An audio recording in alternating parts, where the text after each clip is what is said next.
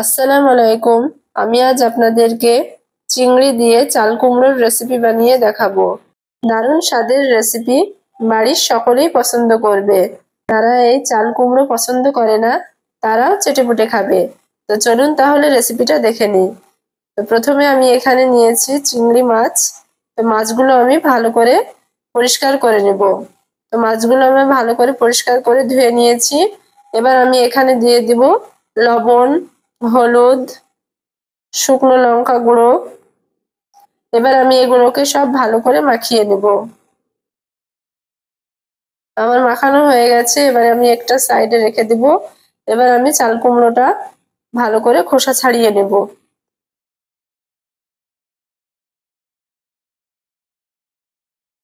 তো খোসা ছাড়ানো আমার হয়ে গেছে। এবার আমি চাল কুমড়োটাকে গোল গোল করে কেটে নিব।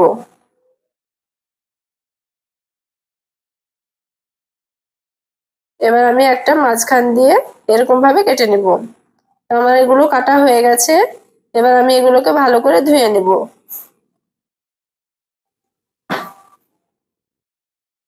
এগুলো আমার ধোয়া হয়ে গেছে।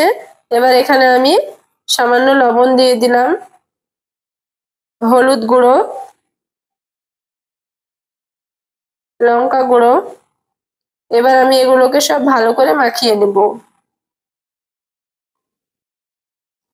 মাখানো হয়ে গেছে, এবার আমি গ্যাসে কড়া বসিয়ে দিব। এবার তেল দিয়ে দিব।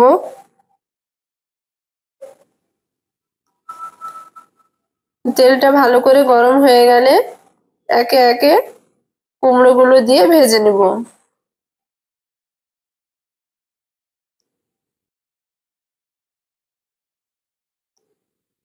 কুমড়োগুলো আমার এক পিঠ ভাজা হয়ে গেছে। তো উল্টে পাল্টে আমি ভালো করে ভেজে নেব। আমার এগুলো সব ভাজা হয়ে গেছে, এবার আমি তুলে নেব। তো বাকি যেগুলো ছিল সেগুলো আমি একই রকম ভাবে ভেজে নেব।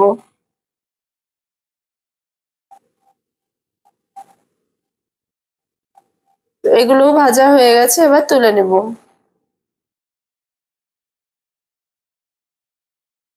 এবার এখানে আমি চিংড়ি মাছগুলো ভেজে নেব। তো চিংড়ি মাছগুলো আমি খুব বেশি ভাজবো না, হালকা করে ভেজে তুলে নেব।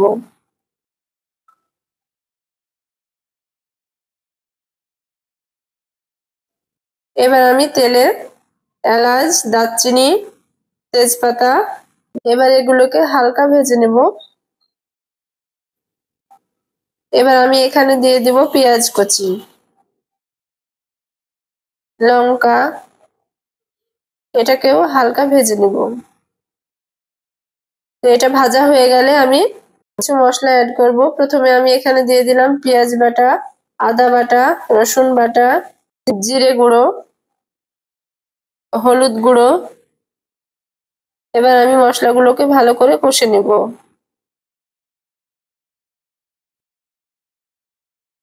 মশলাটা আমার ভালো করে কষানো হয়ে গেছে। এবার এখানে আমি পানি দিয়ে দিব। পানিটা ফুটে উঠলে আমি প্রথমে কুমড়োগুলো দিয়ে দিব। চিংড়ি মাছটা ভেজে রেখেছিলাম সেটাও দিয়ে দিব। এবার এটাকে ভালো করে সিদ্ধ হতে দিব।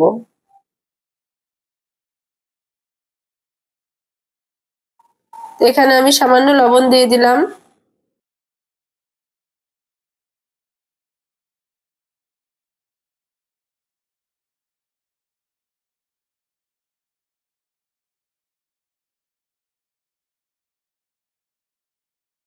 এবার আমি এখানে সামান্য চিনি দিয়ে দিব। তো কুমড়োর তরকারিতে একটু চিনি দিলে স্বাদটা ভালো আসে। এবার আমি এখানে এলাচ আর জিরে ভেজে গুঁড়ো করে নিয়েছি, সেটা দিয়ে দিব। এটা ভালো করে মিশিয়ে আমি নামিয়ে নেব। দেখলেন তো কত সহজে বানিয়ে নিলাম চিংড়ি দিয়ে কুমড়োর রেসিপি। তো আপনারাও বাড়িতে একবার বানিয়ে দেখবেন। ভিডিওটি আপনাদের কেমন লাগলো অবশ্যই কমেন্টে জানাবেন। ভালো লেগে থাকলে একটা শেয়ার করে দিবেন।